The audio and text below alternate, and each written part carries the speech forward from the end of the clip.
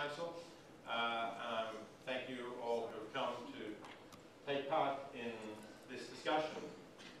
I value it particularly because the Council of Europe has been important in developing animal welfare policies in Europe. Historically, the initiatives that were taken by the European Union, some of which I will mention in this talk, developed from conventions of the Council of Europe that were earlier in time than the directives of the European Union. So it's played an important role, and I hope that the Council of Europe can again play an important role in improving the welfare of animals throughout Europe and ultimately, by example, throughout the world. What I want to do today is to begin with some of the philosophical views that have been presented with regard to animals in the past and the present, and develop what I see as the most defensible ethical approach to animals, and then talk a little bit about some of the practices that exist with regard to animals, which seem to be the most significant from the animal welfare perspective, and finally look a little bit towards the future and what we can hope for to develop in the next few years. So let's go back right to the beginning of Europe and European philosophy, European thought, which emerges out of ancient Greece. And although there were certainly different views put forward in ancient Greece, different approaches that were relevant to questions about animals,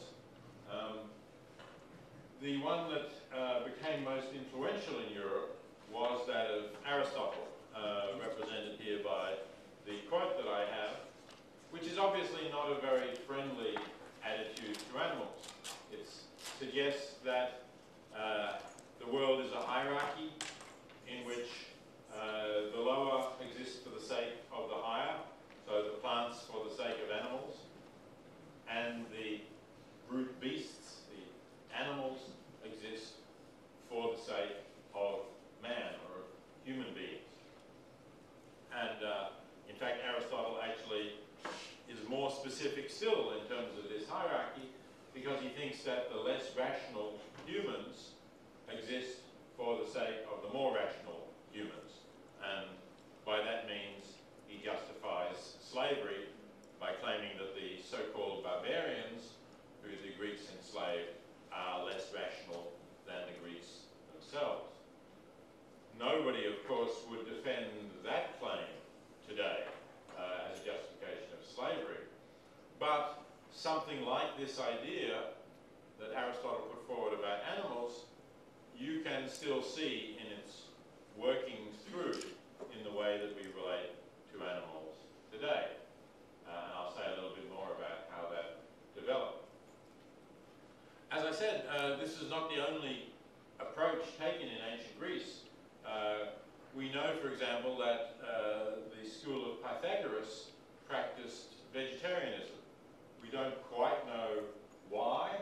We don't have actual documents. We have nothing comparable to the works of Plato and Aristotle, for instance, that have survived from the Pythagoreans. But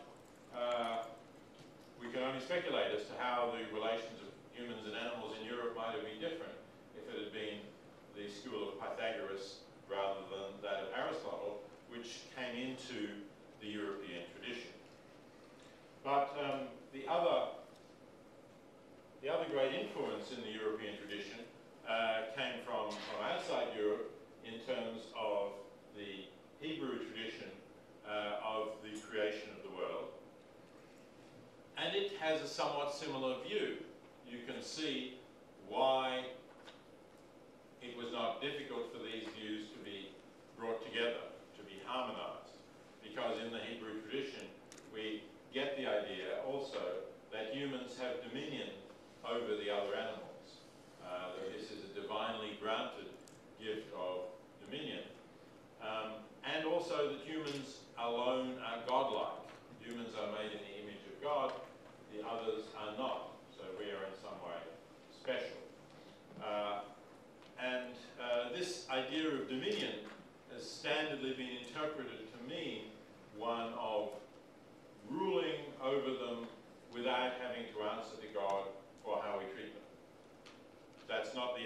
way to interpret this verse, but it has been, unfortunately, the dominant interpretation for most of European history. And it's only been a few voices that have become stronger more recently that have said this word that is here rendered as dominion should rather be understood as a kind of stewardship, just as you might entrust the care of your estate to a steward to look after it, to manage it well. So some now interpret this verse as saying that God is entrusting us to look after the animals, but not to rule over them simply for our own benefit. But that, as I say, is not really been the dominant interpretation. And we see this in particular if we skip ahead a long time to medieval Europe, where we find Thomas Aquinas, whose great work is to put together the Christian and the Greek traditions. The Christian tradition incorporating, of course, the Hebrew tradition that I just quoted, and the Greek tradition represented specifically by Aristotle, because it was Aristotle's works that became known in Europe at that time. The works of Plato became known later. The Pythagorean works, as I said, we are still not known. But Aristotle had been preserved in the Islamic world, among the scholars of Islam, and came to Europe at that time. Now, this view of Aquinas is really incorporates, I would say, the worst interpretations of both the Greek and the Judeo-Christian traditions as far as animals are concerned. And you see here Aquinas specifically saying that it doesn't matter what we do to animals. Here, in this line, he says it's because of God giving us dominion over them. In other passages, Aquinas wrote a lot, of course, and I don't want to quote it all, but in other passages, he explicitly says that we cannot sin with regard to animals because they do not share in the fellowship of eternal life. So the only beings that have an immortal soul are beings that you can sin against. So there's no category in Aquinas' idea for sins directly against animals. The only reason why it is wrong to torture animals merely for the fun of it, according to Aquinas, is that this might lead you to be cruel to humans. So the bad aspect of it is not the suffering of the animals because you are torturing them. The bad aspect of it is that you may harden your nature and become cruel to humans. So you could not have a more unequivocal statement of the idea that animals in themselves do not matter. And this, from the most influential Christian philosopher for many centuries, from the 13th century until at least the 19th, if not into the 20th century. Thomas Aquinas was undoubtedly the most influential philosopher in the Roman Catholic tradition. So it sets a very negative view about what we owe to animals. And unfortunately, that, I think, is still influential in the attitudes that some have. Sorry, I don't know why that popped up. Okay. And a view not so different from that of Aquinas was still continuing to be expressed by the greatest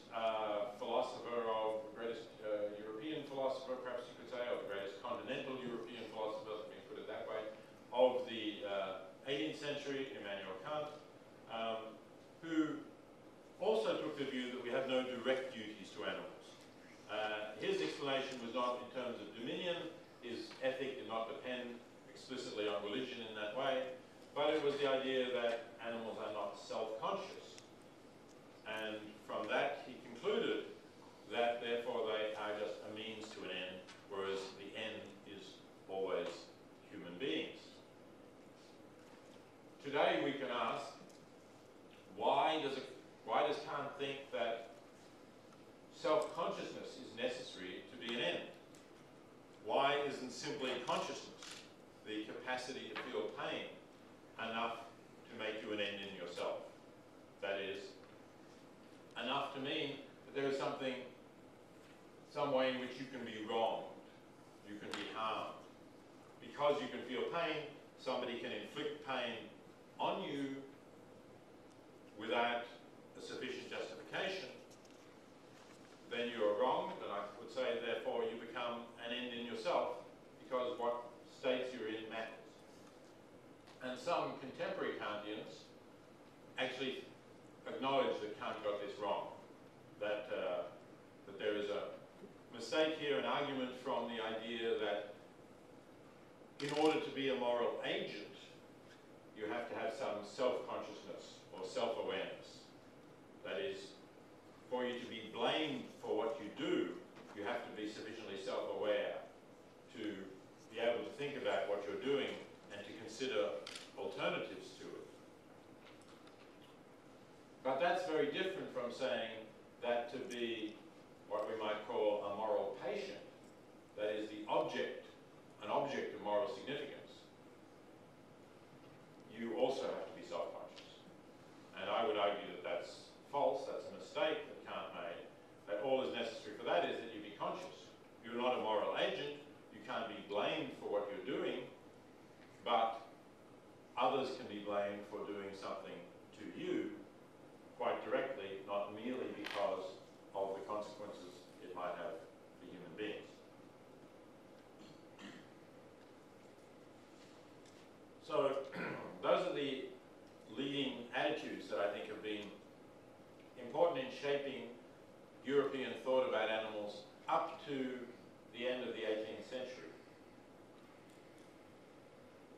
And it's around that time that we see a very different tradition developing in the thought of Jeremy Bentham, the founding father of the English utilitarian school of moral philosophy. This quotation from Bentham is only a footnote to his important work, The Introduction to the Principles of Morals and Legislation. But it's quite a significant footnote all the same. He's talking about animals here. He says, he notes that just recently, he was writing just after the French Revolution had occurred, just recently the French had recognized that the color of a person's skin is not a reason for denying them rights.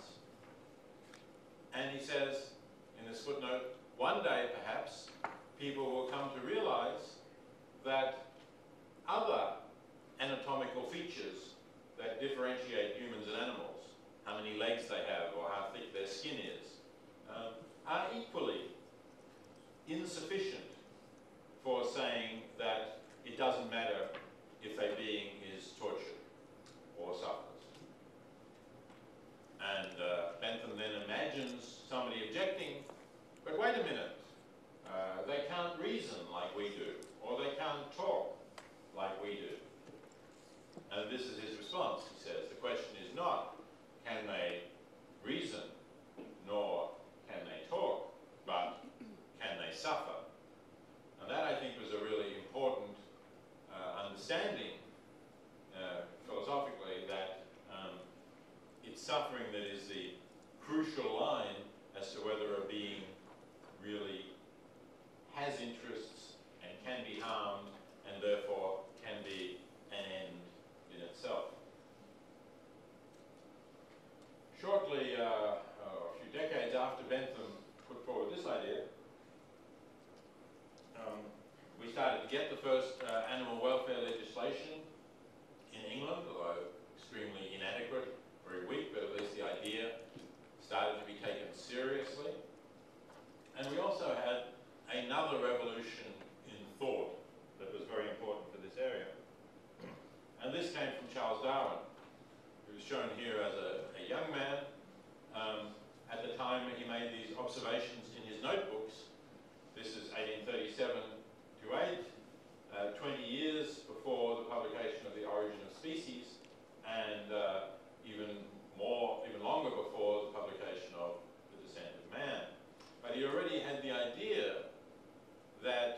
the idea that humans are special because a God created them separately from the rest of creation is an arrogant idea that we attribute to ourselves. Oh yes, we are so important because we alone are in the image of God.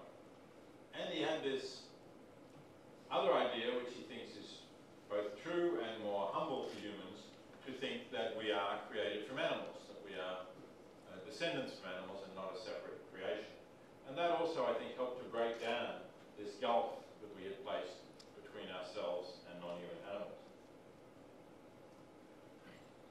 And then in that later work I mentioned, The Descent of Man, Darwin goes further and develops the parallels between humans and animals in support of his theory about the fact that we have descended from animals, not only with physical and anatomical parallels, which of course he also developed in great detail, but also with psychological parallels.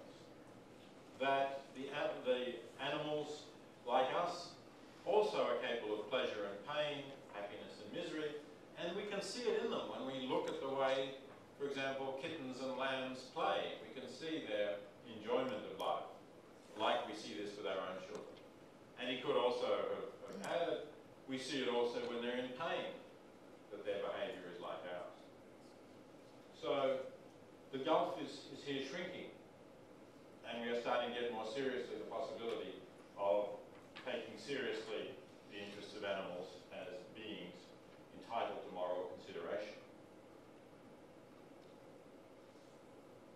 So that brings us up to roughly where we are today in our thinking. And I believe that we have moved away from the very harsh view of Aristotle, the dominion view, and of Aquinas and of Kant. And there's been at least some influence from the views that animals suffer and that is enough reason to take their interests into account. So what I think is the point that we have reached today, what I'm calling the majority view today, and I have a question mark after that heading because this is not based on any clear polling, but it does seem that most people today, let's confine ourselves to Europe, or it becomes more speculative if we talk about the world as a whole, but most people would say we ought to be kind to animals. We do have direct duties, contrary to Aquinas, contrary to Kant. We do have direct duties to non-human animals, to be kind to them, to avoid being cruel to them.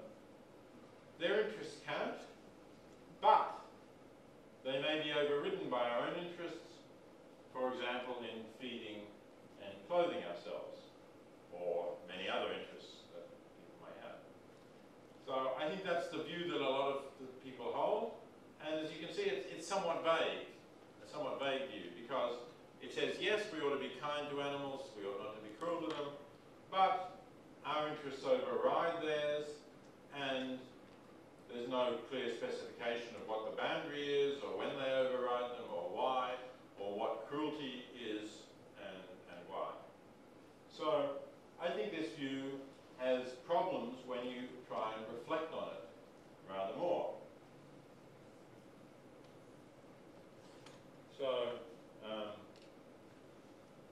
I now need to say just a little bit about how I understand ethics. I think that ethics is not purely subjective.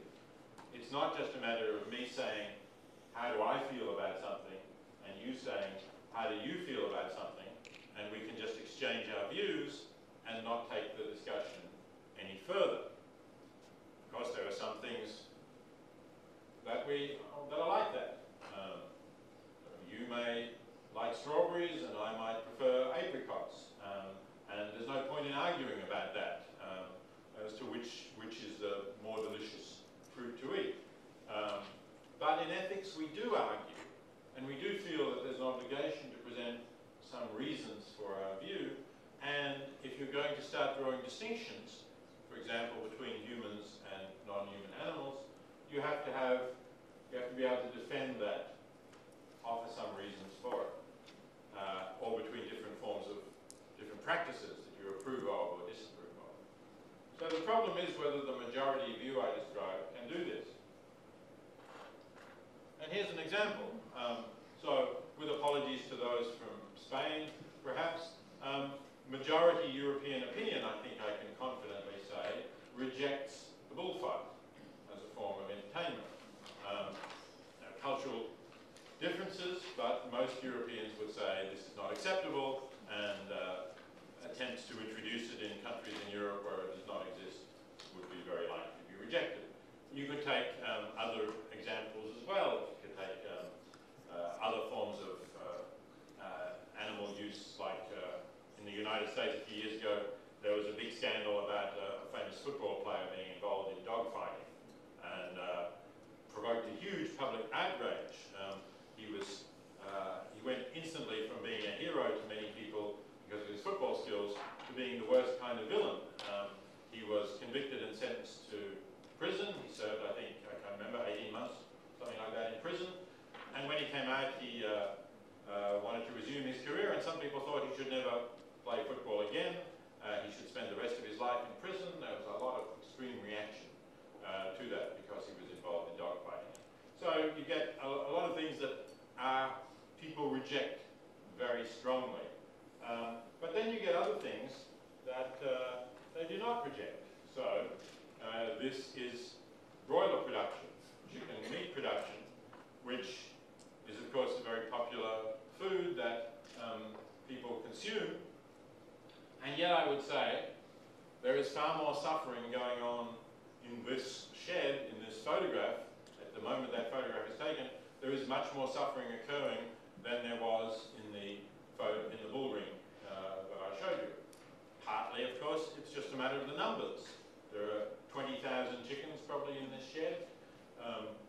They are all in conditions that they were not naturally suited for. They never evolved to live in such enormous flocks, and there are studies showing that they are stressed because they cannot recognize the other individuals.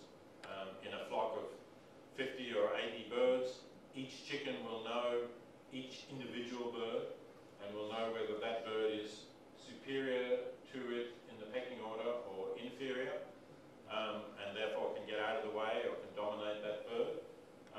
That can't happen with 20,000 birds. There's a lot of crowding, as you can see. The other thing that you can't see from the photo, but if you've ever been in one of these sheds, as I have, the air is full of ammonia. The droppings of the birds just are lying there on the floor, and despite ventilation, fans there, when you walk into this thing, the first thing you notice is this sensation in your nose and your throat and your eyes because of the high levels of ammonia in these sheds. The other thing that will be happening, again, that you can't see, but these birds are bred to grow extremely quickly. The chicken that you buy in the supermarket, if you do buy chickens in supermarkets, is only 6 weeks old, and it's reached this size at 6 weeks of age. It's bred to grow extremely quickly. But it's a very young bird, and its bones may be too immature to support its body weight.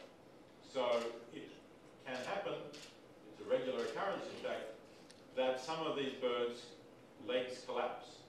So their legs collapse under them, and if they are not able to reach food or water, you can see in this picture the long lines that's bringing food and water to the birds. If they are not able to reach that, they will die of thirst or starve to death. There's no one going to come through the shed and look at every bird and check whether it's sick or something's wrong with it. It's just not worth the cost of employing labour to do that. So that's why I say there's far more suffering going on in this shed than there is in the bull ring, where there's only one animal that is, I would say, being tortured, but it's relatively brief, and the rest of its existence is not so bad. This is the question for the majority view. Why do we tolerate one thing, this, and reject the other?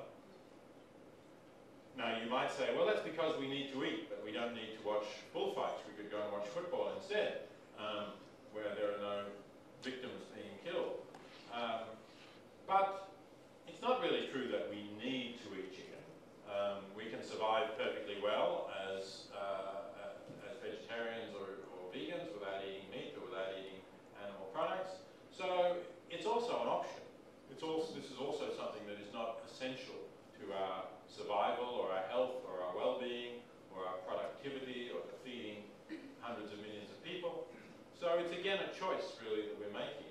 And that's why I think the majority view has this great problem in saying, yes, we should be kind to animals, but our interests override theirs, even when our interests are not our essential interests, but rather just our interest in having a particular kind of food rather than a different kind that would nourish us just as well.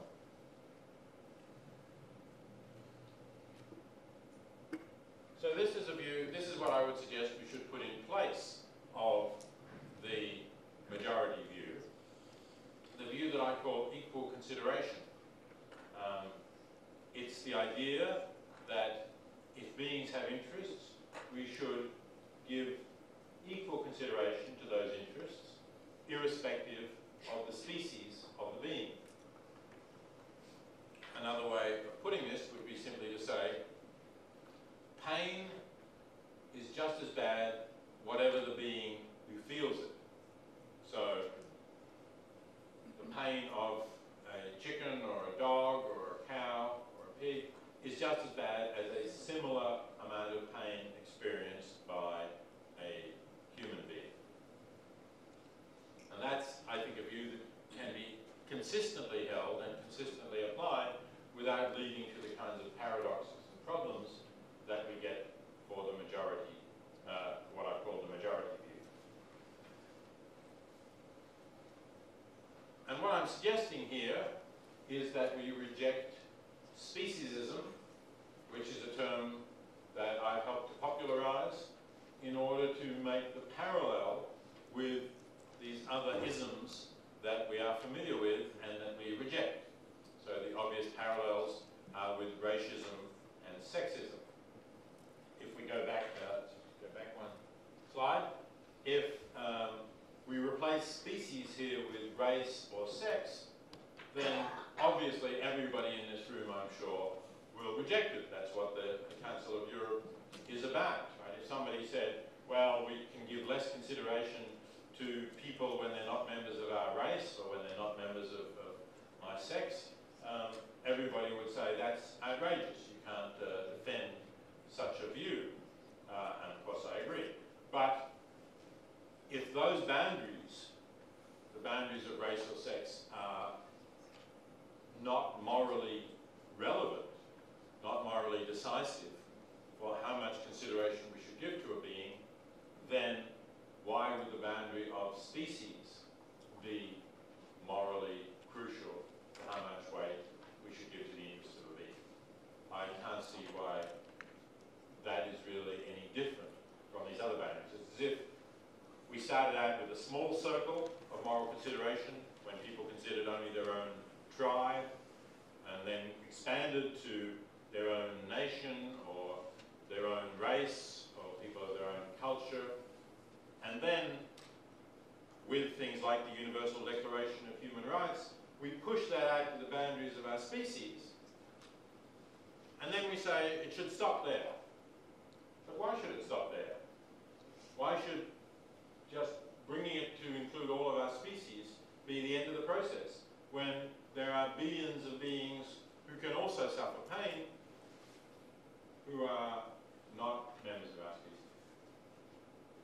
And if you say, well, it's because we are different, maybe with Kant you say because we are self-conscious, or like those who are objecting to Bentham, you say we can reason or we can talk, then let's remember that after all there are human beings protected by the Universal Declaration of Human Rights and by the international conventions that exist, in the European Convention on Human Rights. There are human beings who are not able to talk or to reason or to be self-aware.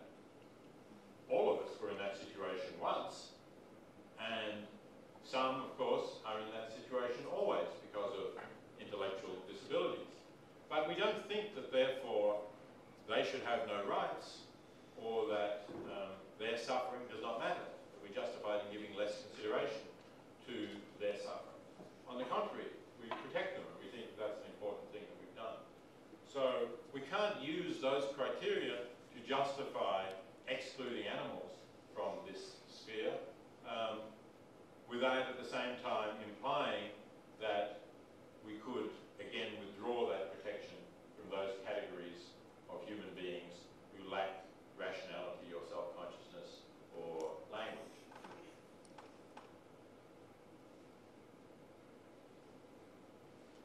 Now, of course, it is part of my argument that we are talking about conscious beings or sentient beings. And so just very briefly, I think this is something that almost everybody accepts now, but we do need to say, how do we know that animals are conscious? And I suggest three different types of reasons. The anatomical and physiological similarities that they have to us, which we know in great detail now. The behavioural parallels, which Darwin already mentioned. The fact that they behave in similar ways to us when they're happy or when they're in pain. And also, from Darwin, we know that we have a shared evolutionary history with these beings. So it's very plausible to suppose that they have the same ways, their nervous systems respond in the same ways to pain and to pleasure that ours do, and that there's the same mental states going on. It's not as if somebody has developed clever robots that mimic human pain. Of course, we can do that now. We can build toys that look as if little dogs that look as if they're happy and thank you when you give them some water or something. We can do that, but we know that that was deliberately designed to mimic human beings. Whereas with non-human animals, we know that we have evolved from a common ancestor without that deliberate intention to mimic pain behaviour without any pain.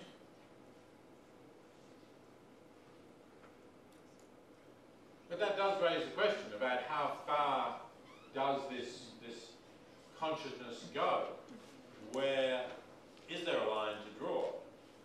And my answer to that is that there is not really a sharp line, but there is a continuum. There is a spectrum. And at the top of this list, we have those that are closest to us, where I would say the evidence for consciousness is overwhelming, is conclusive. I think to deny that birds and mammals are capable of suffering pain flies in the face of a huge amount of scientific evidence. I would say that in terms of all vertebrates, the evidence for pain is very strong. There has been some debate about fish, but I think now we've had more studies, I'll mention a little bit later in this talk, that show that fish can also feel pain. So I would include all vertebrates, and I would not say that only vertebrates can feel pain, because if you consider the behaviour of some invertebrates, it's hard to believe that they are not conscious. I would recommend, if you haven't already seen it, to go to YouTube and to Google something about octopus behaviour or octopus opening jars. There is some remarkable footage. You can give an octopus in a tank a glass jar with a screw-top lid, obviously something it's never encountered before in nature, and you put inside it something that it would like to eat, some food, and within minutes the octopus will work out how to open that screw-top jar with its tentacles and get at the morsel inside it. It has to be a conscious being, I think, to be able to solve that puzzle. But as you go further with other invertebrates, it becomes less clear. Again, there's been recent research about crabs that does suggest they can feel pain, and that would certainly apply to lobster as well. About insects, I'm much more agnostic. Again, that's a wide variety of creatures, but it's more possible to explain their behaviour without consciousness than it is for the other animals that I've mentioned. So I just don't know. I would give them the benefit of the doubt where possible, but it's much more difficult to do that with insects, always. And when you get down to simple bivalves like clams and mussels and oysters. I don't know. I would not be prepared to say that they are conscious. It becomes much more doubtful. So there's a spectrum, there's a line, and it's difficult to say exactly where you should draw it, but it depends, I think, on the circumstances, and it depends on balancing the needs we have to maintain our own life. And of course, the last question I just leave with you, we don't know exactly what the consciousness of these beings is like, particularly when we get down to those that are further from us, where it's harder for us to understand their behaviour and their nervous systems are more widely distinct from ours. So that's a question which there's a lot of research going on, and they're sure we will learn more answers in the future. Okay, now just to clarify this idea of equal consideration of interest, it's not saying that all animals should be treated the same. Sometimes people like to ridicule ideas that are a bit challenging to them. And they say, you know, well, does this mean that we have to treat all animals the same? That we should give cows the same kind of rights that we give to humans? Well, that's not the case. In fact, we don't give the same rights to all humans even. I mean, some rights we do, but some basic rights we do, but others, like a right to vote, obviously, we do not give to children. So animals have different interests, different species. These calves with their mothers are having their interests met at this particular time anyway. They have plenty to eat.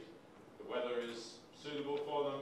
They are socializing in a natural group with their mothers. They have protection from predators or from inclement weather if they need it.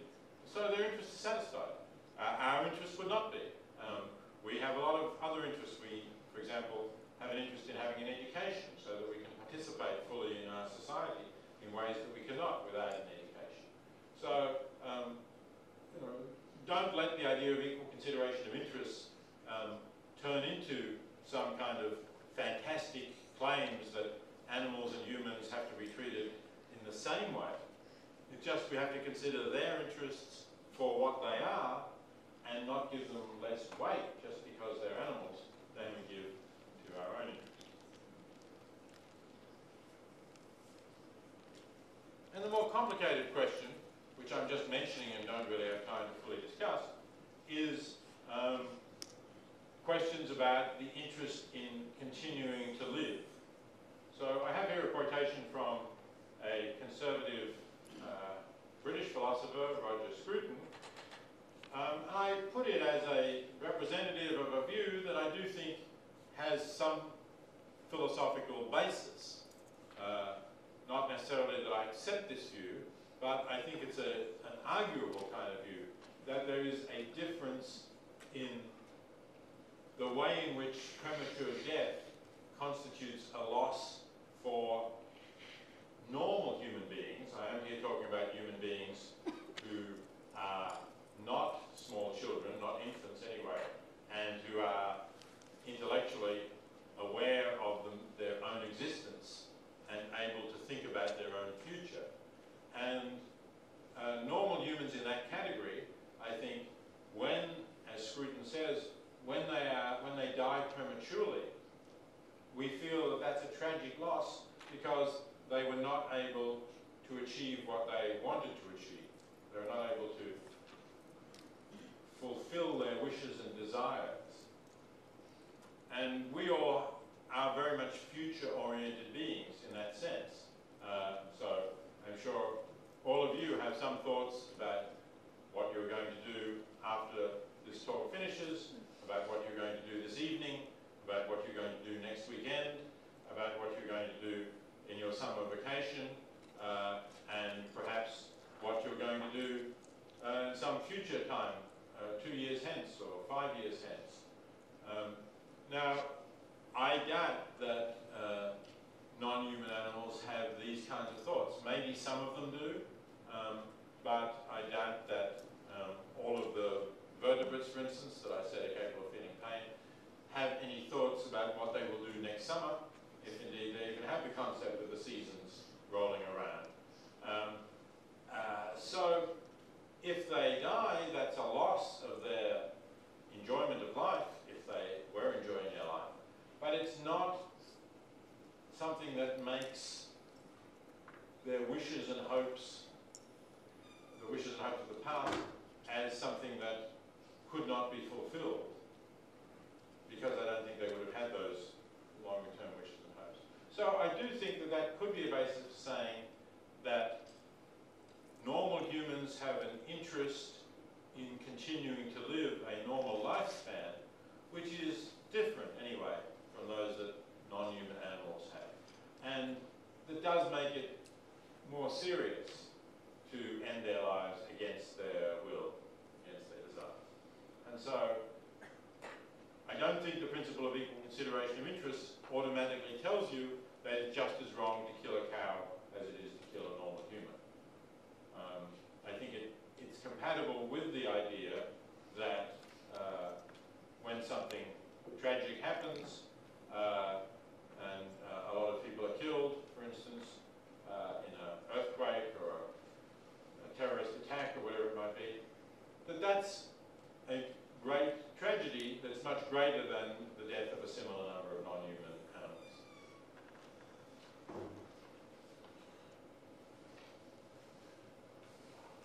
Okay, so that's now given you the philosophical outline of what I want to argue and how I would want to defend it. Both where we've come from philosophically, where we are, and where I think we should go. Let me say a little bit about what has been happening, as I see it, a brief overview, in terms of animal welfare in Europe in the last couple of decades, and then I'll say a little bit about where we may be heading, should be heading. So, it's a big area, again, and I do want to allow you time for questions, so I'm going to focus particularly on what I see as by far the biggest animal welfare area, and that is the number of the animals raised for food. Because, as I indicate here, this dwarfs the other problems in terms of numbers. And again, I think numbers matter. Just as I think what was going on in that chicken shed was worse than what was going on in the bull ring because of the numbers. So I think what is happening to animals in agriculture is worse than what happens to animals used in research, because there are 600 times as many animals raised for food, these are worldwide figures, as are used in research. And perhaps that ratio in Europe is not quite 600, maybe it's only 300 times, but it's certainly going to be, because you may have a relatively larger research use, but it's still going to be hundreds of times as many animals used in agriculture. And although some animals may suffer very severely in research, because of the controls and standards, I would not say that they will suffer, on average, more severely than animals used for food. So that's why I'm going to focus on the issues of progress that we've made in the treatment of animals raised for food. Now, here's one thing that used to exist in the European Union until very recently, until January the 1st of this year. It was legal in the EU to keep breeding sows, these are the breeding pigs that produce the pigs that are sent to market, in these conditions, in very narrow stalls. They're there, they're not just there a few hours, they're kept like this for their entire pregnancy, a duration of months, then they're briefly outside it to give birth and to again be made pregnant, but they will spend the majority of their lives in these narrow stalls, unable to stand up, turn around, no straw for bedding, nothing like that. That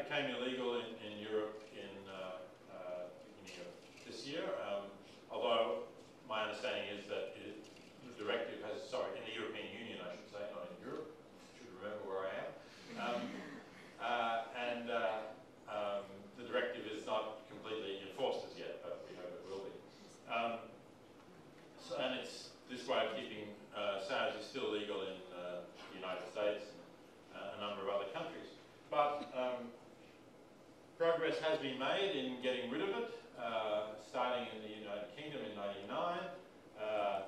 2001, the EU indicated that it was going to ban it, and the ban came into effect, as I said. Just by way of comparison, in the United States, there have been a number of bans in particular states, usually as a result of citizen-initiated referenda, with various phase-out periods, which the Californian one is by far the most significant because of the size of that state. And I think it certainly helped in the debate in California in 2008 to be able to say that Europe is phasing this out. I mean, I wouldn't say it made a huge difference. I think the biggest difference was that people actually learnt how their pigs are kept, which they didn't know before the debate. But the fact that Europe was phasing this out, I guess at least some Californians didn't want to be thought of as notably crueler than Europe in respect of the way they treat animals. Here's the standard battery cage, again, as it used to be, and still is in a number of other countries. Extremely crowded, no nesting area for the birds to lay their eggs in, and that there's another view. Because of the crowding, the hens get rubbed against the wire, and they get pecked. The crowded birds peck each other, and they lose their feathers. So at least these standard cages also the European Union banned, and they've been replaced by enriched cages, which are not, by no means a paradise for hens. I think they're still quite crowded. They still have quite limited space. The nesting boxes are some kind of advantage, but they're not a kind of real nest, as you might imagine. So I think there could still be significant improvements. But here too, there has definitely been progress made, and it is to some extent being followed now in the United States and in some other countries. So that's good, but of course, as I say, this applies through the European Union, and the other 20 nations that are part of the Council of Europe are not obliged to comply with it, and obviously it would be very good for those that are that do not have similar laws if they enacted similar laws as well. And there are many practices that still continue that are clearly cruel. This is known as, well, now known in the industry as beak trimming. When I got involved in this issue, I was mentioned in the introduction. I wrote Animal Liberation in 1975, so I was doing the research for it in 73, 74. If you looked at the industry magazines, the magazines put out for the egg industry by egg producers, they referred to this procedure as debeaking. This is debeaking, cutting off the beak of the chicks, which was a standard procedure because otherwise, when you crowd them together in cages, these are for the laying hens, they will peck each other, and the stronger birds will draw blood from the weaker ones, and then this produces a kind of increased pecking, and they will kill each other, or stronger birds will kill the weaker birds. So debeaking was a standard term for removing the end of the beak with a hot blade, as shown here, without any pain relief. The industry decided, after Animal Liberation and a few other critics started talking about debeaking, they decided this was not the right word to use, so it's now known as beak trimming, like trimming your fingernails. But it's much more severe than trimming your fingernails because a chicken's beak is how it relates to its environment.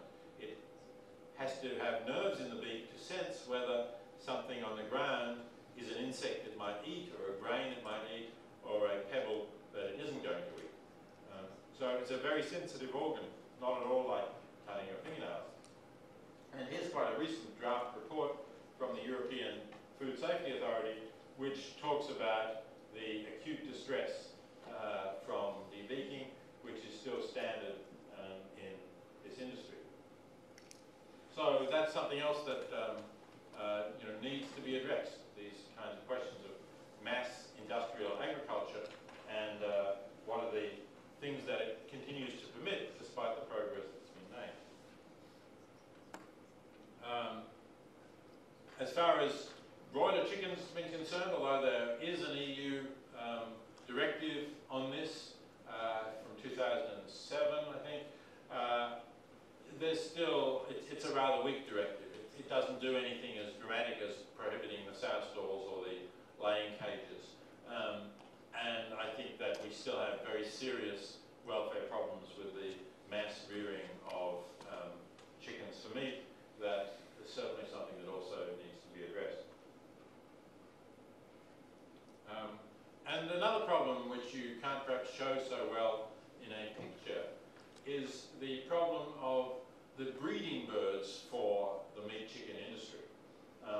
Now, as I said, the meat chickens have been bred to put on weight very fast. That's how you produce a cheaper bird, how you compete, by having birds that have a strong innate appetite. They want to eat a lot, and then you give them as much food as they can eat, and they put on weight very fast, and you send them to market very fast, and you have cheap chicken. But who are the parents of these birds?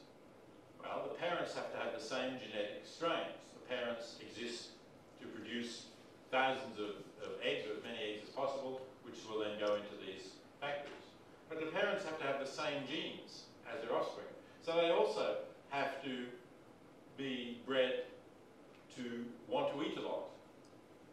But if you give them as much food as they will eat, they become very fat very fast, and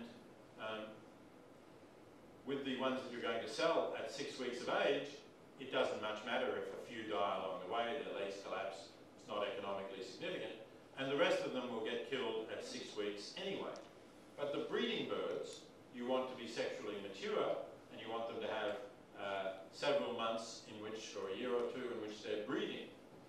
If you allow them to put on weight so fast, they're going to drop dead at quite a high rate, because they haven't been actually bred to live a long life. They've just been bred to put on weight fast up to 6 weeks.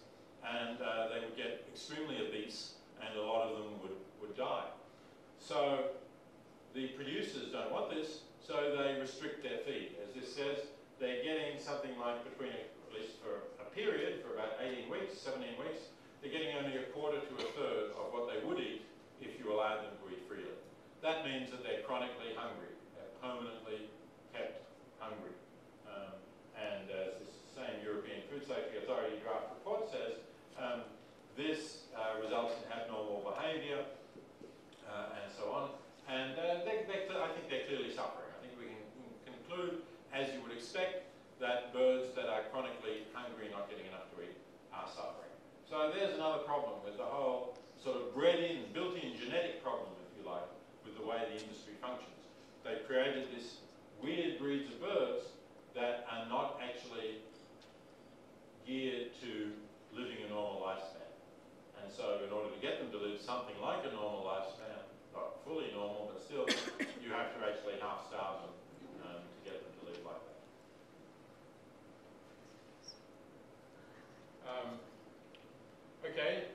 Let me also not forget about fish, because again, in terms of numbers, the number of fish we catch actually far outstrips the number of land animals that we eat.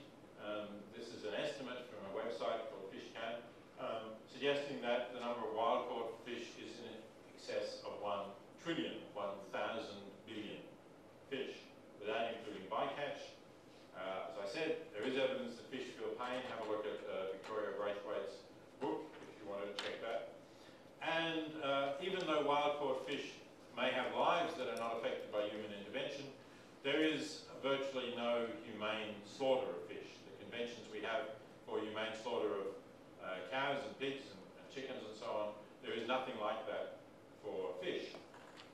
And the Dutch and the Norwegians are conducting some trials with humane slaughter of wild-caught fish and also fish farming, but it's tiny at this stage. So we have a pain problem, I think, with the fishing industry as well, apart from overfishing issues that I won't talk about.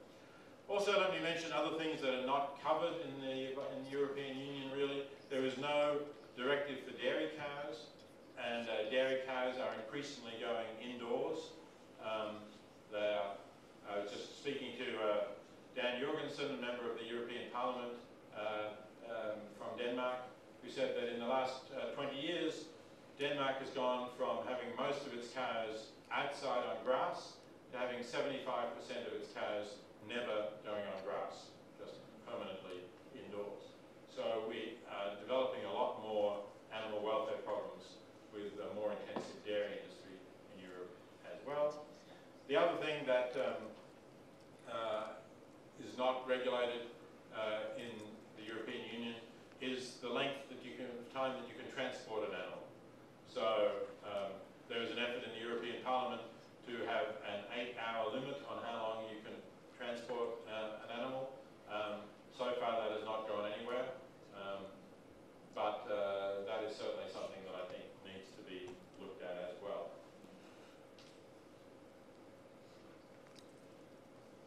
Okay, so let me just say a little bit in winding up. I don't want to go too far over the hour, but just briefly some of the things we can look at. So, are we making progress? My answer is yes, we are. This is more general. I have a book called The Expanding Circle, which talks about that idea I just briefly mentioned, suggesting that we have been, over the long term, making moral progress. The same idea has been supported much more recently by Steven Pinker of Harvard University in a much bigger and better documented book than mine called The Better Angels of Our Nature, which I think is an interesting study of long-term progress in civilization in which Europe has played a central role going back since before the Enlightenment. So yes, I think in the long run we are making moral progress, and part of that progress is our progress towards animals.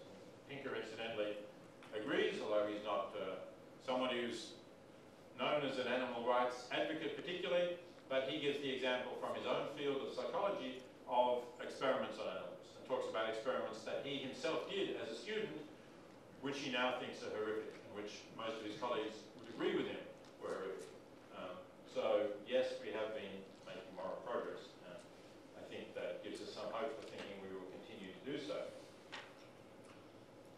And here's a couple of examples. So we have had a significant increase in vegetarianism. This is just showing the United Kingdom and the United States. The United Kingdom, the thick line above, the US, the more bumpy line. We are getting more people concerned enough about animals to wish not to eat them.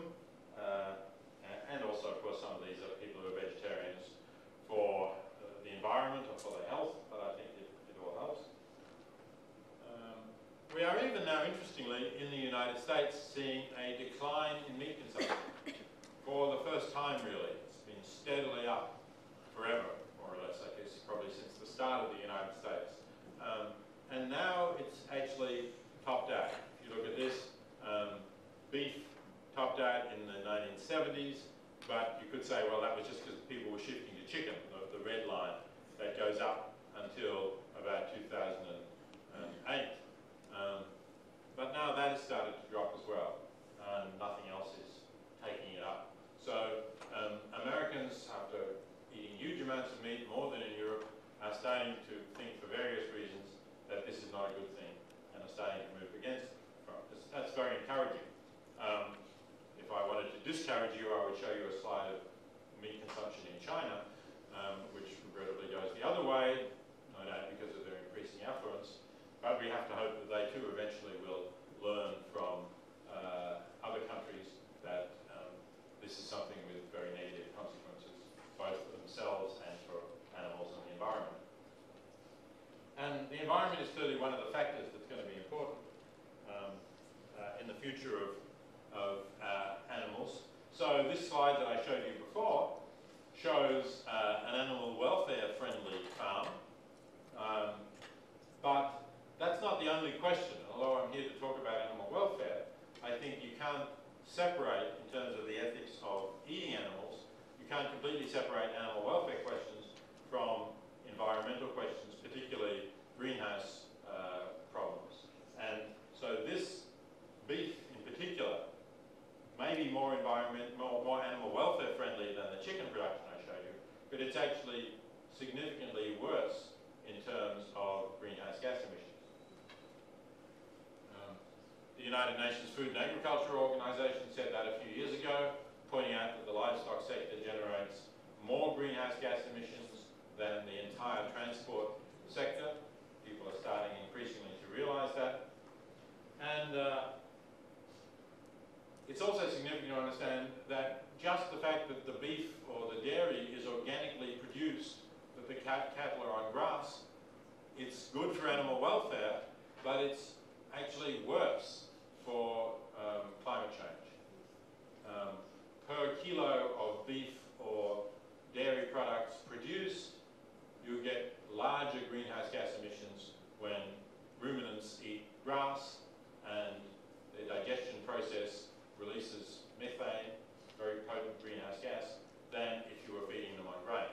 Not that I'm suggesting you should feed them on grain, rather I'm just saying there isn't really a sustainable way of producing beef and dairy products. So I think there's going to be increased pressure for environmental reasons on that as well. And then the question is, well, what are we going to do about that?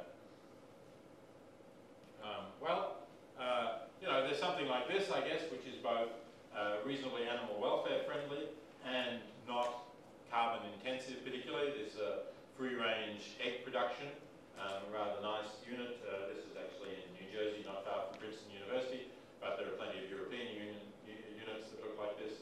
The animals have plenty of pasture, and then at night for protection from foxes and to make sure they lay their eggs in one place, they go into this shed which is on wheels so it can be moved around so the pasture remains fresh. So that's something that I guess you could say is reasonably acceptable animal welfare standards as well as not having environmental problems. Or the other option is this. This is the website of an organization called New Harvest, which is trying to develop plant-based alternatives to meat. When I say plant-based, a variety of different alternatives, one of which is actually growing meat in vitro. So if this would be really meat, this would be something from cells from beef or from pork or something like that. But it would be grown in vitro, there would be no animal that would suffer from it, no conscious being at all, and it would be environmentally more friendly, there would be no methane release, and it would be a better, more effective use of the resources that go into it. So there is work going on in this, in both North America and Europe. I think in Europe, it's particularly the Dutch government that has financed some of this research, and I think it's a promising alternative, and it may be that in the long run we'll solve some of these animal welfare and environmental problems with a kind of a technological solution that produces food that is nutritious, that is environmentally friendly, that has no animal welfare costs,